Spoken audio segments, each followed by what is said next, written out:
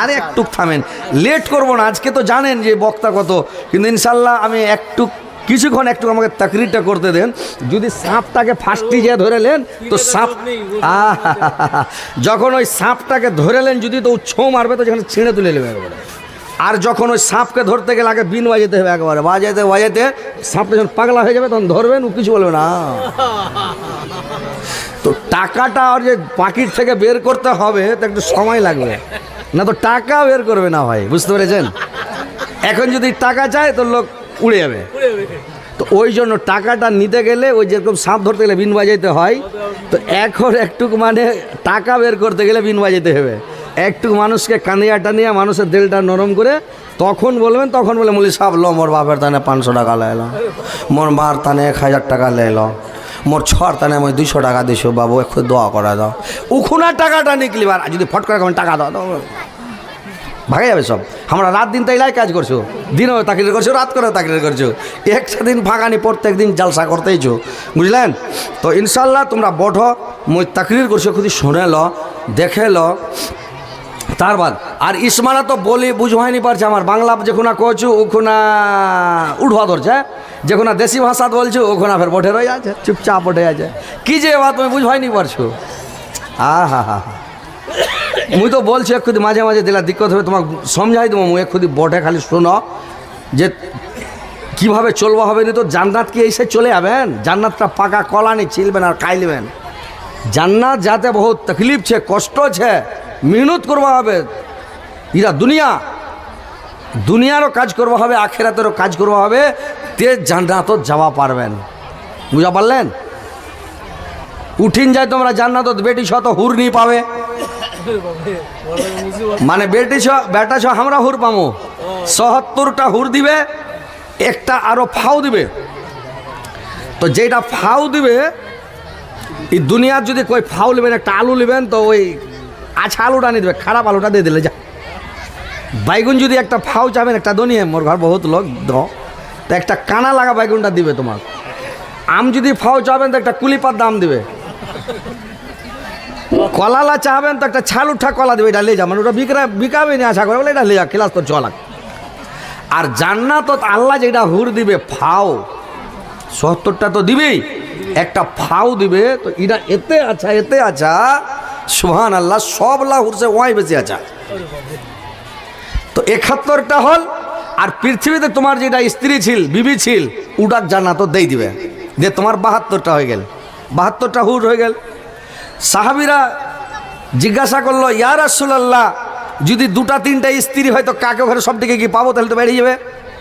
আল্লাহ রাসূল বললেন, না, তোমার ২টা-৩টা যদি বিবি থাকে, স্ত্রী থাকে, তোমাকে বলা হবে তোমার পৃথিবীতে সবচাইতে ভালো স্ত্রী কোনটা দেল লাগা স্ত্রী, কলজা ভরা স্ত্রী, মন ভরা স্ত্রী। পৃথিবীতে তুমি কাকে বেশি ভালোবাসতে, বড়কিটাকে না ছোটকিকে, না মাঝিলকি না সাজিলকি, কোনটা তোমরা আচ্ছা মানে ভালোবাসছিলেন আর কি? তো বলবে, আল্লাহ আমি বড়কিটাকে খুব ভালোবাসি, পৃথিবীতে ভালোবাসতাম, ওটাকে এনে দেওয়া হবে। যদি ছোটটার কথা বলে ওটাকে এনে দেওয়া হবে। ওইখানে ভাই আনন্দ করবেন, মাস্তি করবেন, খাবেন দাবেন, থাকবেন। তো কথা হচ্ছে ভাই যে তোমরা ওখানে সব হুরের মালিক হয়ে থাকবা। কথাগুলো মন দিয়ে শুনো, তোমাদেরকে বসার জন্য বলছি, খালি মানে ডিস্টার্ব হয়ে যাচ্ছে, তাকরির যে করতে যাবো খালি ডিস্টার্ব। তো ইনশাল্লাহ বসে শোনো, তারপরে বুঝতে পারবেন।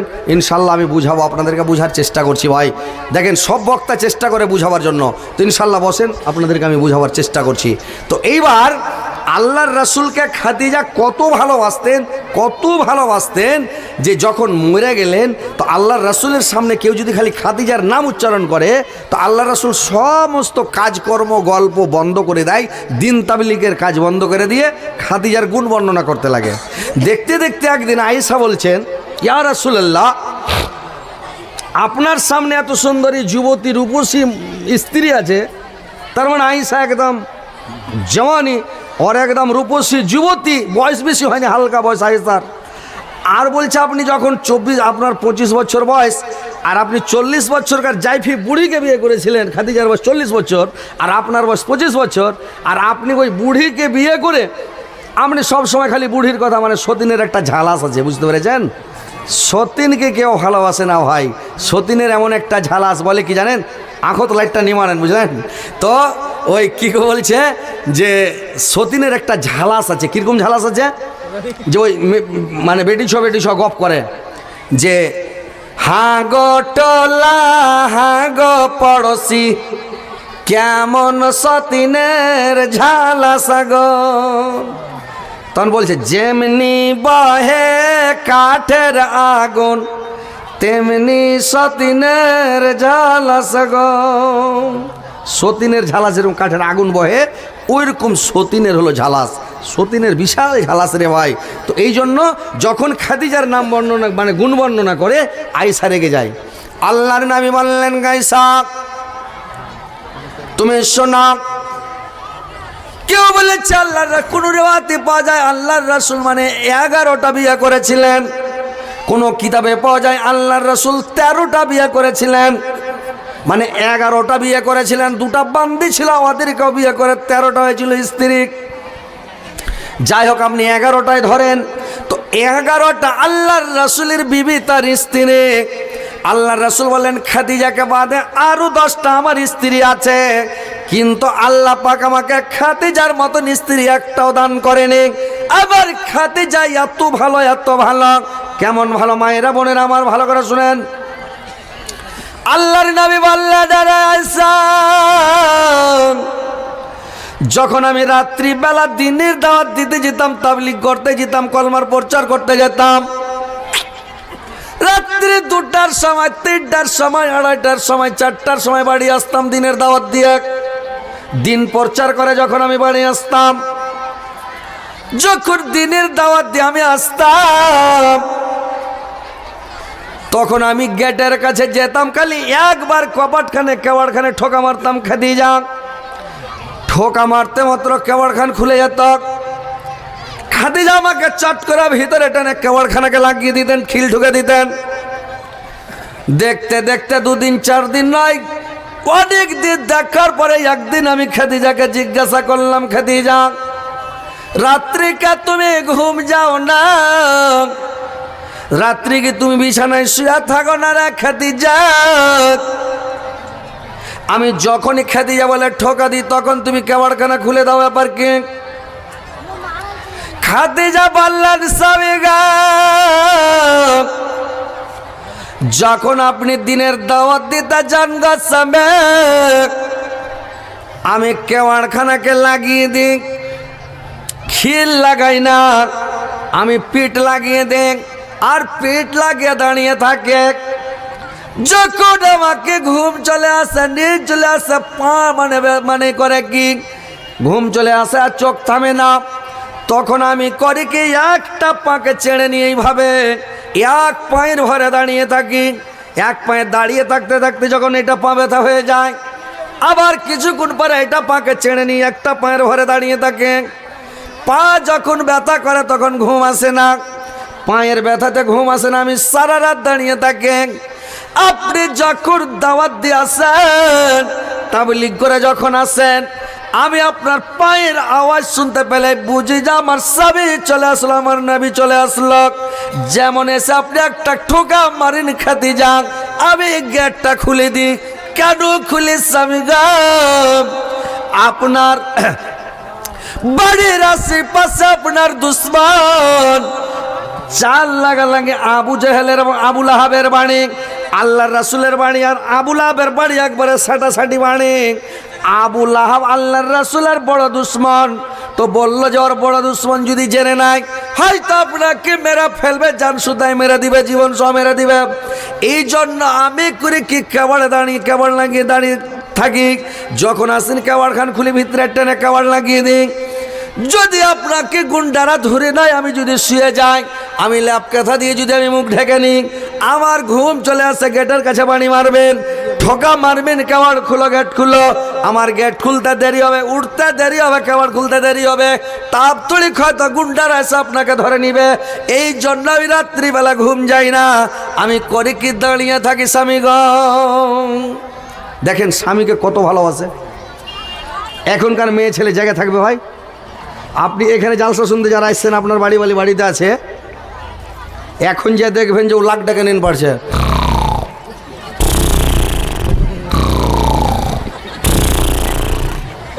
বাড়ি যাবে এর মা উঠ দি রে রে এর মা উঠ দি আই আর উঠবে না কি করে ওই একজন বিহা করবা যায় বটিয়ে যায় ফাঁক নিন চলো আসিয়ে তো নিন যে চলো আসিয়ে তো বিহা পড়বা যায় খতিব সাহেব ইমাম সাহেব দেখো যায় নয়া দুলহাটা করে যায় কি হয়ে গেল আর যে कोई चीज हारा गरु भैंस हारा गया ना कि ना बकरी हारा गया इस मारा तो यहाँ तो पगला शादी करो कोई फिर नहीं वहाँ तो खाली धड़ फड़ावे कौन कोना शादी हो जाए केत कोना कबूल कर दियो वहाँ तो खाली धड़ फड़ावे तो वहाँ की करे नहीं चले गया तो वहाँ कोई खतीब साहब कहे जे मुझे कहमो तुमरा मोर संगे संगे ओइला कहबे कहे ठीक है यहाँ को अल्हम्दुलिल्लाह नहमदुहु व नस्ताइनुहु तो वही ख्यापाटा कहे नहमदुहु व नस्ताइनुहु व नस्तगफिरुहु तो मुल्ली साहब कहे इरा नहीं पढ़ेन आलामी खुदबा पढ़छो যখন খুদবাটা পড়াল হয়ে যাবে তাহার বাদ যেলা বলবো ওলা তোমাকে বলবা হবে তো ওহাই কয়েছে মুই আলা খুদবা পড়ছো যেলা বলছো এলা না বলেন ইয়ার বাদ বলেন ভেজালত পড়ে গেল ইমামটা মুলি সাহেব কইছে আরে চুপ করো নি তো ওই নায়া দুলহাটা কয়েছে মুলি সাহেব তোমরা চুপ করো নি ইহাই কয়েছে মোক খুদবাটা পাইলে পড়বা দো তো ওহাই কয়েছে মোক পাইলে খুদবাটা পড়বা দো ভারী জামালা গোসা করো মিলে সব উঠে চলে তোর বিহা नहीं पढ़ामो मैं शादी नहीं दूँ तो वहाँ उठे चले जाए तोर बिहा नहीं पढ़ामो मैं मूल भी डाक पाए नहीं पढ़ामो जो कौन खिताल शुरू हो गया और कुछ रे पगला तोर आज बिहा शादी छाज रे वहाँ मूल भी डाक जाए खेपा तोर शादी छाज तोर बिहा आज तोर बिहा पगला लोग ले तो फांसी जाए मूल भी साहब तो बातला बुझबे थे तो बात नहीं बुझले खूब झावाला है बुझलें खूब झावाला तो बातला समझवा হবে বুঝলেন তো মদিনায় তোরা কে যাবে চলে যেতাই নবীজি ঘুমাই যেতাই নবীজি ঘুমাই নবীজির দুধ মাখ নাম তার হালিমাক নবীজি কা পাহারা দেয় যেতাই নবীজি ঘুমাই হাজিরা হজে যাই হাজিরা হজে যাই কালো কাবা ধরে কয় আমার গুনাহ খাতা মাপ চাই যেতাই নবীজি ঘুমাই যেতাই নবীজি ঘুমাই তো বসেন ভালো করে শুনেন তাহলে ওই খেপার মতন করতে হবে না তাহলে বুঝতে পারবেন শুনবেন তাহলে কাজ হবে না হলে সব বেকার হয়ে যাবে তো কথা হচ্ছে যে কথাগুলো মন দিয়ে শুনেন ভাই ভালোভাবে শুনেন যে আল্লাহ রাসূলকে কত ভালোবাসতেন আল্লাহ রাসূল কত ভালোবাসতেন স্ত্রীকে ভালোবাসতে হবে ভাই আপনারা বলেন তো স্ত্রীর সাথে বসে কোনোদিন খেয়েছেন এক প্লেটে খেয়েছেন খাননি মানে একদিন বসে খাওয়া হবে তোমার একটা প্লেটত খাওয়া হবে এটা নবীর সুন্নাত আল্লাহর রাসূল বলছেন আল্লাহর রাসূলের বিবি আয়েশা বলছেন আমি যখন একসাথে খেতে বসতাম আল্লাহর রাসূলের সঙ্গে আল্লাহর রাসূলের তিনটা জিনিস অতি প্রিয় ছিল আল্লাহর রাসূল তিনটা জিনিসকে খুবই ভালোবাসতেন রে ভাই কি তিনটা জিনিসকে ভালোবাসতেন এক নাম্বার হলো স্ত্রীকে খুবই ভালোবাসতেন দুই নম্বরে আতরকে ভালোবাসতেন সেন্টগুলোকে খুব ভালোবাসতেন তিন নম্বরে আল্লাহ রাসূল হাড্ডিওয়ালা মাংসকে খুব পছন্দ করতেন ভালোবাসতেন হাড্ডিওয়ালা মাংস আল্লাহর রাসূল খেতেন তিনটা জিনিসকে খুব ভালোবাসতেন আয়েশা বলছেন একসঙ্গে আমরা বসে যখন খেতাম আমি একটা হাড্ডিওয়ালা মাংসকে কামড় মারলাম দিয়ে রাখলাম আয়েশা বলছেন আল্লাহর রাসূল হাড্ডিটাকে নিয়ে নিলেন মাংসটা নিয়ে নিলেন আর যেখানে আমি কামড় মারলাম ওই জায়গাখানে আল্লাহর রাসূল কামড় মেরে খেয়ে নিলেন ভালোবাসা বাড়বে না নি বাড়বে কোনদিন খেতে ভালোবাসবে। সুবহানাল্লাহ। এইবার আল্লাহর আয়েশা বলছেন আমি আর আল্লাহর রাসূল যখন একসাথে খেতে বসতাম, গিলাসটাতে যখন আমি পানি পান করতাম, যে জায়গাটাতে আমি মুখ লাগিয়েছিলাম, আয়েশা বলছেন ওই জায়গাটাতে আল্লাহর রাসূল মুখ লাগিয়ে পানি পান করেছেন। যে জায়গাটায় আমি মুখ লাগালছি আল্লাহর রাসূল গিলাসটা নিয়ে ওই জায়গায় মুখ লাগিয়ে পানি পান করেছেন। আল্লাহর রাসূল স্ত্রীকে কত ভালোবাসতেন। আপনারা তো কোনোদিন মনে হয় একটা গিলাসে খাননি ভাই, খেয়েছেন? এখনকার লোক বলছে এইটা গিলাস ছড়াই তো 200টা গিলাস আরো তোমরা মুখ লাগাই দিলেন। যখন ভাত খাওয়া বসছে থালি রাত আল বানিয়ে দিয়ে তোমরা এলা ভাত খাও, আমরা এলা খাচ্ছ। খেতে লোকছে দুনিয়াটা এমন করছে। হ্যাঁ, এসে এইভাবে ফের খালে মহব্বতটা বাড়বে, নিহবে মহব্বত। আল্লাহর রাসূল ওইটাই হাড্ডি খাচ্ছিল, ওইটা গিলাসত ওখান জগৎ মুখ লাগায় পানি পান করছিল, আর আমরা করছি এখান থালি মানে গিলাসটা চেঞ্জ করা দাও, তোমরা খাই নিলেন। আর নি তো কী করছে বলে বাঁধনাটাই পাল্টায় আনো, আর নি তো ভাতও তাল দিয়ে দিছে, এমন করছে। এমন করলে হবে নি। আল্লাহর রাসূল আল্লাহর রাসূল বললেন যে তোমার স্ত্রী আয়েশা বলছেন আমার চুলগুলোকে ছেড়ে ছেড়ে দিত, আর সিথা করে দিয়া চুড়ি গেছা চুলগুলোকে আল্লাহর রাসূল সিথা করে করে দিত। আপনারা কোনোদিন ওর চুলকে কাংনি করে দিয়েছেন? ওটা কাংনি বলেন, কী বলেন ওটা? কাংনি বলছেন তো। কোনোদিন চুলটাকে ছিঁড়ে দিয়েছেন, সিধা করে দিয়েছেন? দেখি কী দিয়ে মহব্বত বাড়বে ভাই বলেন তো? স্ত্রী আপনার কী দিয়ে সেবা করবে? তো স্ত্রীটাকে এইভাবে করতে হবে। আল্লাহর রাসূল মানলেন। আল্লাহর নবী আর আয়েশা একদিন রাত্রিবেলা দৌড়াদৌড়ি শুরু করলেন। আপনারা দৌড়ালছেন কোনো দিন? দৌড়াননি? কি দিয়া কি করবেন? আপনারা আখেরি নবীর উম্মত, আমরা আখেরি নবীর উম্মত, সুন্নাতটা মানতে হয় ভাই। আল্লাহর রাসূল আর আয়েশা একদিন রাত্রে যখন দৌড়াদৌড়ি শুরু করলেন, যেতে যেতে কিছু দূর যাওয়ার পরে আল্লাহর রাসূল একটু পিছিয়ে গেলেন, আয়েশা গিয়ে গেলেন দূরে, যেখানে মানে যাওয়ার কথা ওখানে চলে গেলেন। যাওয়ার পরে আয়েশা খুব খুশি, আয়েশা হাসছে, খুব খুশি, আল্লাহর রাসূলকে আমি হারিয়ে দিয়েছি, আমি জিতে গেলাম, আল্লাহর রাসূল হেরে গেল, খুব খুশ। তার কয়েকদিন পরে আল্লাহর রাসূল বলেন আয়েশা আজকে চলে একবার ফের দৌড়াদৌড়ি করি, রাত্রিবেলা কেউ যেন না দেখে। রাত্রিবেলা চাঁদনি রাত্রি খুব জোনাক হয়ে আছে রে ভাই, একদম জ্যোৎস্না রাত। এইবার করেছি কি আল্লাহর রাসূল আর আয়েশা দৌড়াদৌড়ি শুরু। এইবার যখন দৌড়াতে লেগেছে, দৌড়াতে গিয়ে যখন যেখান জায়গাতে দৌড়িয়ে যাবে ওইখানে আল্লাহর রাসূল দৌড়িয়ে পুরো স্পিডে একবারে চলে গেলেন, আয়েশা পিছে পড়ে গেলেন। আয়েশা দৌড়িয়ে যখন আল্লাহর রাসূলের কাছে গেলেন, আল্লাহর রাসূল তখন করলেন কি ওই আয়েশাকে কোলে করে নিয়ে একেবারে দিলেন, এক দু পাক ঘুরিয়ে দিলেন, বললে আয়েশা তোমার মনটা আজকে হারিস, সেদিন তোমাকে আমি জিতিয়েছিলাম মনে জেনে, আজকে তোমাকে হারালাম। যদি আজকে তোমাকে আমি না হারাতাম তাহলে তুমি বলতে লোকের সামনে যে মোহাম্মদ মানে বয়স্ক হয়ে গেছে, বুড়ো হয়ে গেছে, আর তাগুত নাই, ভিতরে শক্তি নাই, ক্ষমতা নাই, আমার একটা বদনাম হয়ে যেত আয়েশা।